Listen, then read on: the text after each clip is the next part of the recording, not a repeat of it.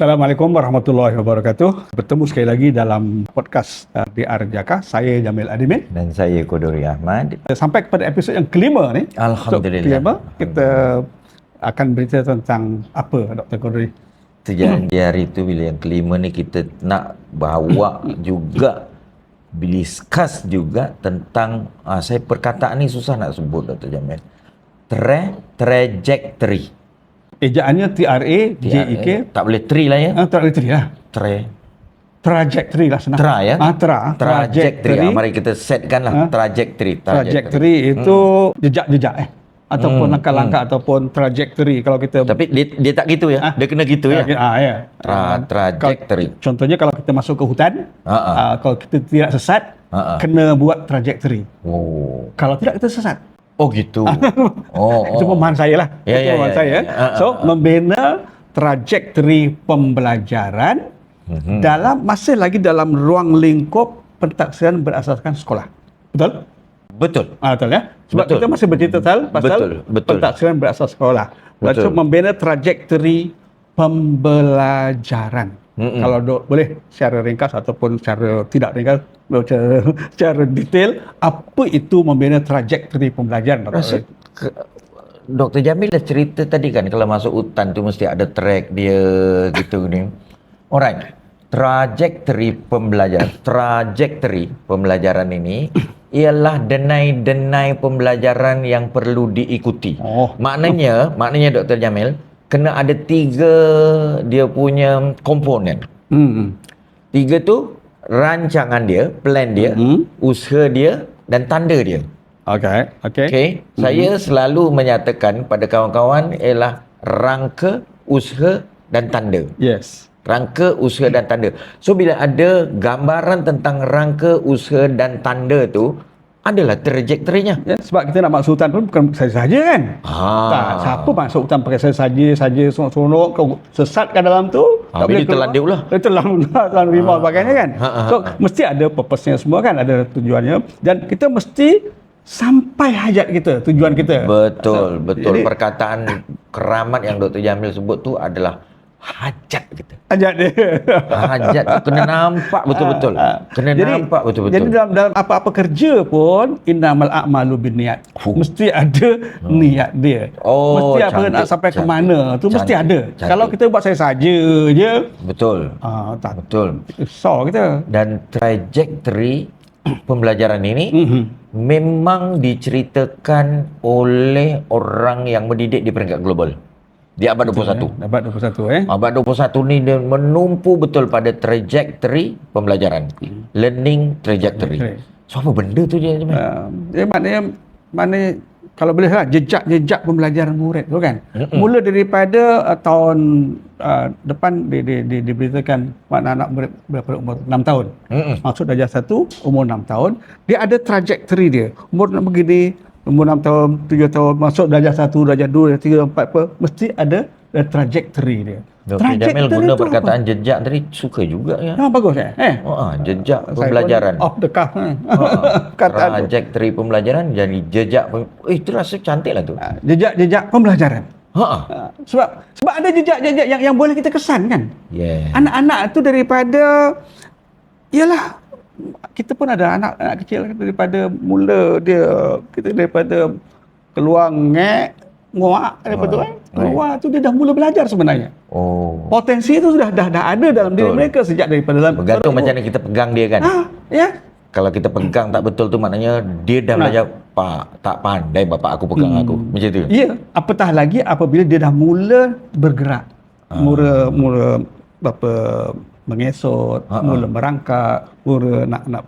So, kita dapat bayangkan bagaimana tapak anak kecil itu yang masih lembut itu ada, kita boleh kesan jejak-jejak dia daripada belum boleh berjalan sampai kepada boleh berjalan, boleh berlari, boleh memecut dan sebagainya, itu ada jejak-jejak dia. Kan ada jejak pembelajarannya. Psikologis saya pun antara ingat-ingat dengan rupa. Daripada 0 sampai ke 7 tu, itulah time yang banyak betul anak-anak kita belajar. Saya kebetulan adalah mengkaji satu buku yang dipanggil Benetik. Saya Benetik satu buku tentang bagaimana perkembangan otak. Perkembangan otak anak-anak tu yang paling aktif dia dikaji, ahli sains dia mengkaji otak tu dengan dia di scan ke apa tak tahu lah, dikaji semasa semakin banyak murid tu anak-anak tu belajar, semakin ada patch macam hitam apa sebab kalau teorinya bagaimana anak belajar ini ialah kerana dalam otak kita ada neuron, berjuta-juta neuron. Bagaimana anak belajar bercakap antara ini neuron ini dengan neuron ini dia bercantum. Untuk bercakap tentang tentang nak minum, neuron ini dengan neuron ini bercantum. Kemudian untuk nak makan lebih daripada susu, neuron ini dan neuron bercantum. So makin banyak bercantum itu dia di scan, dia makin banyak dia nampak menghitam. Macam topo-topo hitam lah. So makin menunjukkan makin banyak murid itu belajar. So itu dikesan oleh ahli sains. So jadi, dan betul kata Dr. Ghazali, anak-anak ni aktif belajar, yang paling aktif sekali dalam lingkungan umur 6 tahun hingga 12 tahun. Yang tak aktif masa dia buat PhD. Tak aktif sebenarnya. Susah betul tak mau dia belajar, betul, tak mau. Tapi alhamdulillah kita boleh lepas PhD kita ya. Jadi learning trajectory tu, jejak pembelajaran. Jejak pembelajaran. Saya suka dengan perkataan tu. Okey. Jejak pembelajaran itu tapi mungkin tak global lah kan? Tak apalah, kita kalau nak global trajectory juga. Okey. Tak apa, tak masalah. Okey, bagaimana learning trajectory? Apa itu? What is learning trajectory? Yang itulah. Yang itulah rasanya kita perlu berkongsi perkataan ni dan sama-sama kita mengesan learning trajectory anak-anak kita. Okey, Dr. Jamil. Apa yang disebut jejak pembelajaran ni bukan perkara yang dibelajar tau. Okey, tapi kita macam mana nak belajar. Yang kan kita begitu. So kita tumpu kat sini ni. Selama ini tumpuan kita yang nak dibelajar ke yang macam mana kita belajar. Contoh matematik. Dr. Jamil pakar matematik kan. Yang kita tekankan kepada anak kita bagaimana pandai mencampur ke ataupun apa yang perlu dia ada untuk dia boleh menambah ya sekarang perkataannya. Dia pandai menambah ke ataupun bagaimana nak jadi pandai untuk menambah. Dia dua perkataan berbeza ni. Betul. Dua perkara berbeza ni. Okey, Dr. Jamil, yang bagaimana menambah tu ada dalam silibus. Ya. Tapi apa yang perlu ada pada dia untuk pandai menambah, yang tu tak dalam silibus. Tak ada. Yang tak ada dalam silibus tu learning trajectory. Tapi dari pengalaman saya lah, Dr. Kodi, saya mengajar matematik tambahan, form 4, form 5 dan juga beberapa mengajar statistik pelajar-pelajar. Saya dapati anak-anak yang jadi pandai matematik itu, tambahan dan sebagainya, yang kedua tu. Bukan dia tahu bagaimana nak menguasai sesuatu subjek, sesuatu tajuk sebagainya. Contohnya kalkulus dalam tambahan, kalkulus ke trigonometri dan sebagainya. Yang saya tak jadi-jadi sampai bila tak jadi. Walaupun engineering tapi kalkulusnya tak jadi-jadi. Saya dapati seorang daripada anak murid saya yang sangat bijak tu, dia belajar lebih kurang je. Tak adalah dia nak tak ada. Tapi dia tahu macam mana nak belajar. Tambahan itu. Bagaimana nak menguasai. Betul. Bagaimana nak menguasai itu dia tahu. Betul. Sebab itu dia dapat markah yang tinggi. Dia boleh menguasai dan dia sekarang menjadi engineer yang sangat berjaya. So benda yang nak dibelajar matematik. Ya. Kan?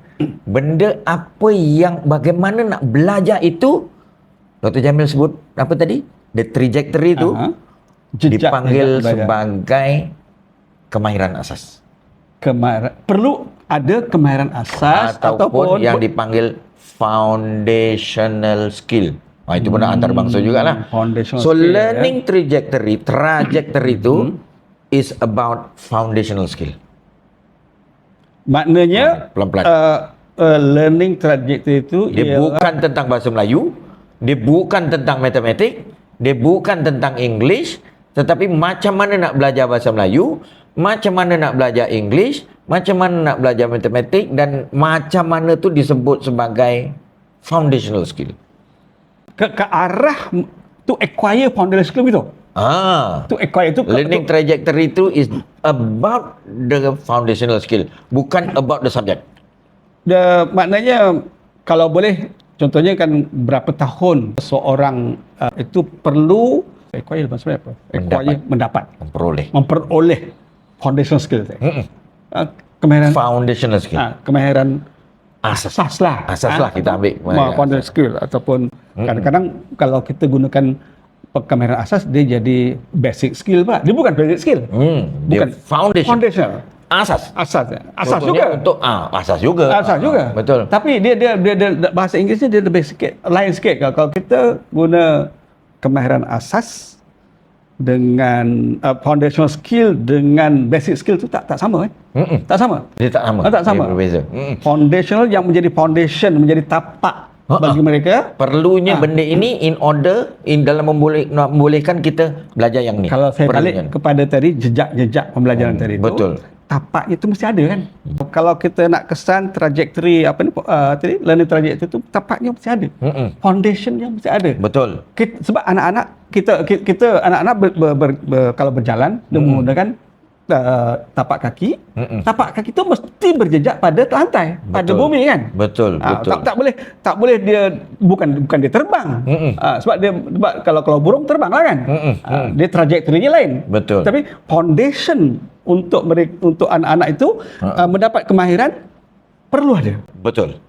Betul. Begitu Betul. Dan asalnya kalau kita tengok negara dia tumpu pada apa Dr. Jamil? Literasi. Tapi literasi itu bukan yang ADA, bukan yang itu tu. Literasi itu maknanya boleh membaca. Membaca tu kalau orang marah kat dia pun dia tengok muka orang tu, dia boleh baca. Apabila dia membaca satu makalah, dia boleh faham. Bila dia membaca satu lukisan pun dia boleh faham. Yang itu literasi. Literasi. Itu dianggap sebagai foundational skill. Dan dia ada kaitan tak Dr. Qadri dengan berapa tempoh masa yang digunakan untuk menguasai foundational skill itu? Contohnya daripada darjah 1 hingga darjah 2 ataupun sekarang dipanggil level level 1, level 2, level 3 kan. Tu dia perlu ada dia punya programnya, perlu ada dia punya asasnya yang kita boleh berikan. Dia doktor jawapannya sebenarnya tidak ada tapi diadakan. Kena diadakan. Sebenarnya tidak ada. Maknanya kita Dr. Jamil sebut biar Allah Ta'ala lahirkan kita, mungkin kita akan orang sebut bodoh sampai ke akhir. Itu Allah Ta'ala dah bagi rezeki Allah Ta'ala. Ataupun belum masuk sekolah sudah pandai. Contohnya. Tapi kalau kita hanya berserah kat situ, kita tak adalah educational program. So educational program kita ialah memahami itu semua dan mengadakan had tu. Mana kita akan cari jalan untuk meningkatkan anak-anak kita sampai ke tahap itu. Sebab apabila kita kesan melalui pentaksiran trajectory jejak pembelajaran ini tentang foundational skill, kita akan nampak anak kita yang ini sudah tinggi, anak kita yang ni masih rendah lagi. Jadi peranan kita kat sini ni ialah untuk meninggikan yang rendah. Betul. Supaya timbullah satu keadilan. Keadilan supaya anak-anak kita tu mempunyai tahap foundational skill yang cukup untuk mempelajari itu. Yang itu. So tugas kita dalam melaksanakan trajektori pembelajaran atau jejak pembelajaran ialah untuk mengenal pasti tahap foundational skill yang ada pada anak-anak. Betul ya. Dan bukan tujuan ni untuk recording tau Dr. Jamil. Bukan untuk pensijilan. Tetapi apabila dia rendah, kita tinggikan. Ini dia yang dipanggil trajektori pembelajaran. Dia mesti diprogramkan kah? Definitely. Perlu diprogramkan. Yes. Diprogramkan itu adakah diprogramkan dimasukkan dalam kurikulum ke ataupun dalam program pendidikan ataupun pembelajaran sekolah? Bagus. Pesan-pesan dari kawan-kawan seluruh dunia, jangan jadikan kurikulum. Bukan kurikulum Bukan kurikulum. Sebab program boleh. Program ataupun sebab dia bukan benda yang perlu dibelajar. Yang dalam kurikulum tu ialah benda yang perlu dibelajar. Pembelajaran. Tetapi ianya ialah perkara yang perlu ada untuk belajar. Perlu ada untuk belajar. Itu kena jelas betul sebab seluruh dunia buat macam tu. Dr. Jamil, kalau kita tengok CPLM tu, dia ukur yang benda ni. Southeast Asia Primary Learning Matrix. Dia ukur perlu ni. ada. Dia about learning trajectory dan tentang foundational skill. Untuk belajar ni, Dr. Peri, saya pernah jugalah dulu satu ketika untuk memberi kuliah bahawa untuk belajar ni kita perlu ada kemahiran belajar. Saya beri contohnya, untuk belajar kau mesti ada kemahiran mendengar. Kalau kau tak ada kemahiran mendengar, sampai bila kau tak boleh belajar? Kita guru iyalah mengajar apa dia murid tu tak ada kemahiran mendengar. Betul. Dan mendengar tu apa maksud mendengar? Mendengar tu bukannya dengar masuk telinga kiri keluar telinga kanan. Tak, bukan itu. Tapi mendengar tu dia lebih kepada listening. Contoh yang bagus tu Dr. Jamil. Masa Dr. Jamil tingkatan 5, ada dalam silibus ke kemahiran mendengar? Tak ada. Tetapi perlu kemahiran mendengar walaupun tak dalam silibus. Perlu. Kan? Ya. Kemahiran mendengar. Kemahiran apa lagi? Kemahiran mendengar, kemudian memerhati. Merhati? Perlu belajar. Kena. Kalau kamu tak ada kemahiran memerhati, macam mana kamu nak belajar? Sains contohnya, belajar ilmu alam, geografi, belajar apa? Kemahiran memerhati. Tapi ada dalam silibus tak kemahiran memerhati? Malangnya tak ada.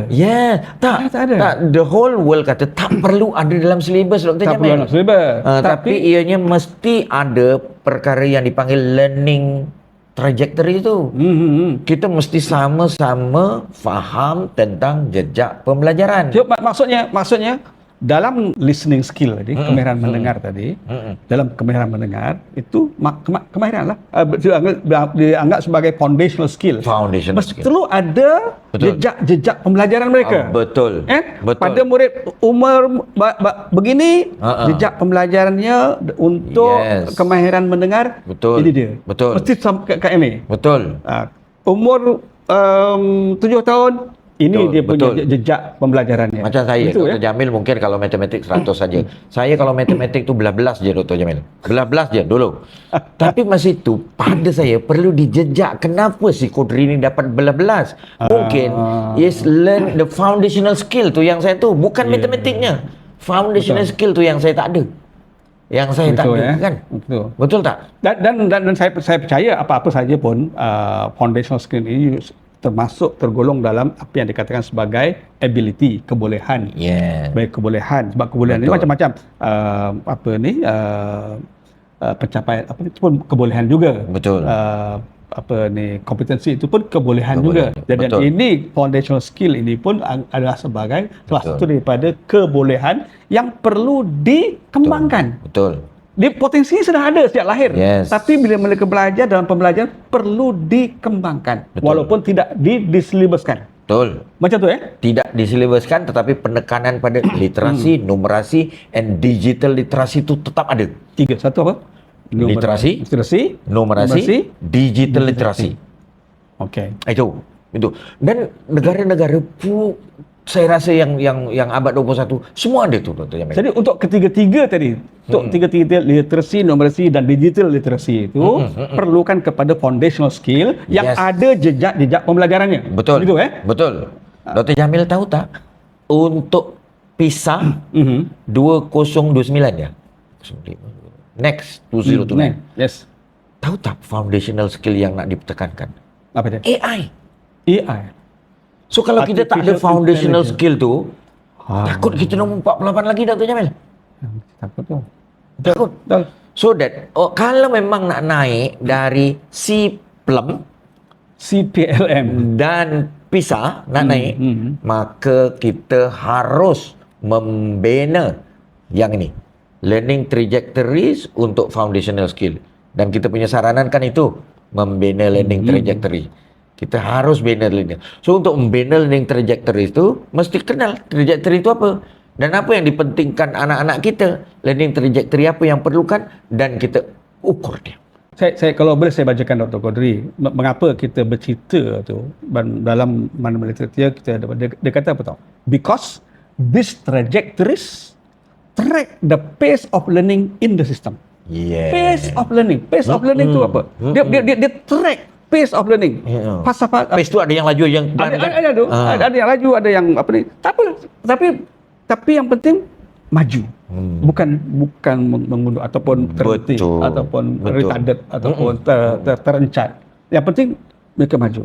Setiap murid ada pace-nya masing-masing. Betul. Dia lari mengikut, kalau lari jarak jauh lah, umpama kan pentas desa dan sebagainya, tak jauh. Dia peserta larian tu mesti ada pace dia yang sendiri.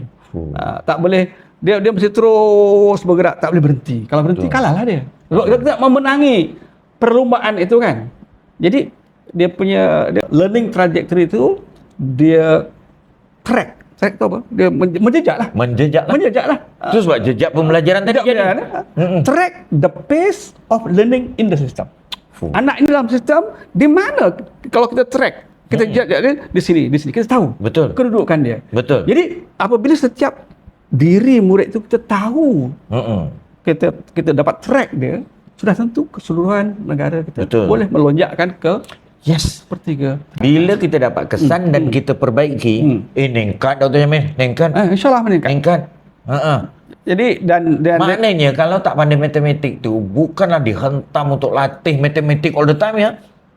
Kalau tak pandai Inggeris tu bukan diulang-ulang bahasa Inggeris tu.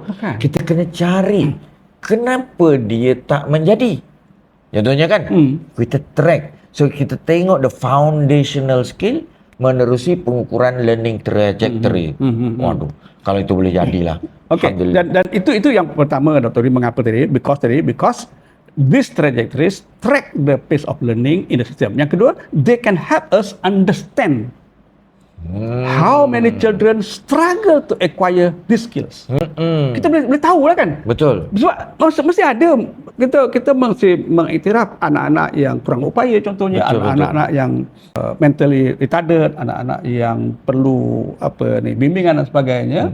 Jadi kalau mereka struggle, susah untuk menguasai literasi, numeracy dan digital skill tadi. Bukan ke Dr. Jamil sebut siapa? Al-Faruqi juga. Kalau kita tahu kelemahan kita 50% berjaya kan? Profesor Ismail Faruqi menyatakan bahawa apabila kita mengetahui kelemahan kita, kita sudah mendapat 1/2 ataupun separuh daripada kejayaan. Kau bayangkan?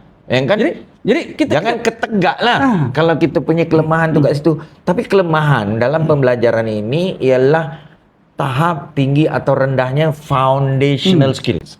Jadi kalau kita tidak tahu tentang adanya anak-anak kita yang struggle, yang susah betul lah nak menguasai literasi, nak baca. Masalah apa kau? Goblok betul tu. Marah kan?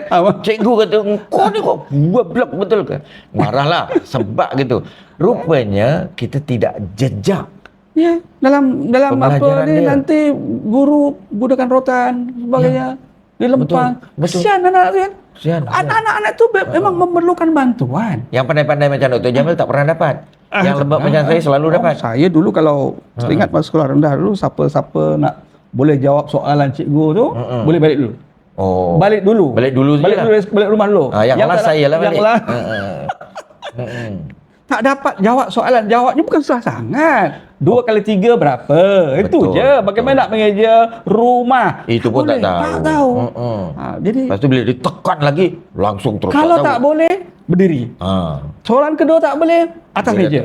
Atas kerusi. Atas bangku. Tak boleh lagi atas meja. Atas meja. Lepas tu tak boleh lagi. Budak yang kalau tak boleh, soal macam mana boleh, tetap tak boleh. Dari segi psikologi. Betul. Itulah. Cikgunya duduk nangis, budaknya berdiri je. Okey, rupanya Dr. Jamil, the whole world menyedari perkara itu. Ya, betul. And the whole world pergi kepada foundational skill. And the whole world pergi kepada learning trajectories. So maknanya kita di Malaysia pun kena bercerita tentang perkara ini, Dr. Jamil. Dia bukan saja kita para guru, para pendidik lah, bukan saja nak tahu, tapi bukan saja nak faham tentang adanya murid-murid yang struggle, yang mungkin ada masalah dalam pembelajarannya, tetapi juga dia melalui learning trajectory, melalui jejak pembelajaran ini, dia boleh tahu bila dan bagaimana nak intervene. Betul. Bagaimana nak katalah bagilah soalan yang sama, ya tak boleh jawab juga. Betul. Dia kena ubah strategi. Ubah. Dan Yeah. ubah tu bila dan bagaimana, itu sangat penting. Dan Melalui learning trajectory tadi. Dan ini bukan untuk grade, Dr. Jamil. Bukan untuk grade. Bukan dapat grade. Ini adalah untuk pembelajaran. Untuk pembelajaran sebab sesuai dengan konsep Betul. assessment for learning. Betul. Assessment to improve learning. Yes. Jadi tak perlu dah nak catat apa Betul. semua, tak payah. Dan orang kata yang ini lebih berguna dari grade bila kita pergi universiti. Betul. Kan? Dan yang ini dia kata, yang ini lebih berguna daripada grade untuk kita bekerja. Bukan untuk dapat pekerjaan tau.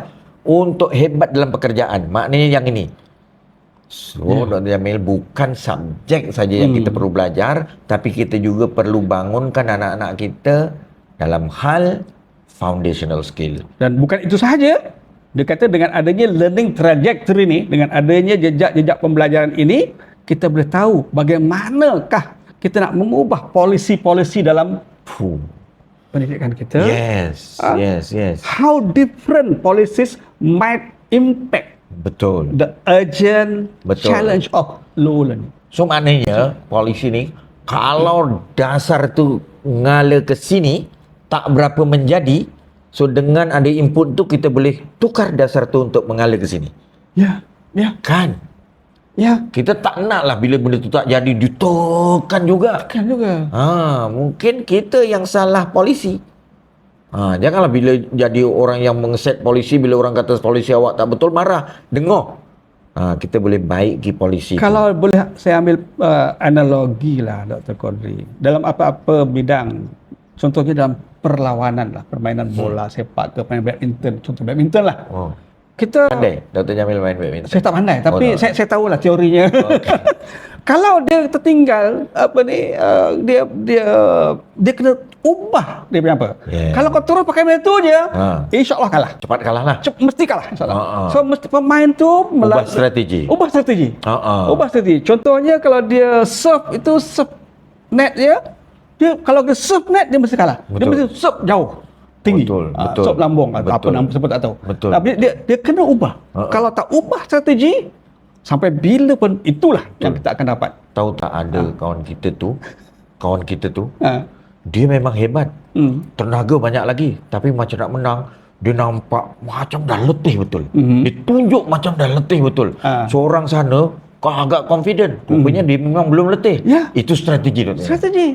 Strategi ni bukan sahaja dari segi teknik, bukan sahaja dari segi skill sebagainya, tapi pakai psikologi pun. Wah, itu foundational skill tu. Mesti ada psikologi diubah strategi, bukan strategi nak mengalahkan lawan itu. Betul. Melalui apa. Jadi saya rasa kita jelas tentang learning trajectory itu.